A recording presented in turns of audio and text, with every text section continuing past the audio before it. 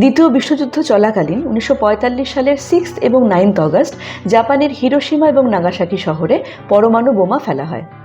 পৃথিবীর ইতিহাসে বোধহয় এর থেকে জঘন্য ঘটনা আর হয় না। আজকে আমি এই সংক্রান্ত একটা অদ্ভুত তথ্য আপনাদের দেব। সুতোমু ইয়ামাগুচি তিনি ছিলেন জাপানের একজন ইঞ্জিনিয়ার।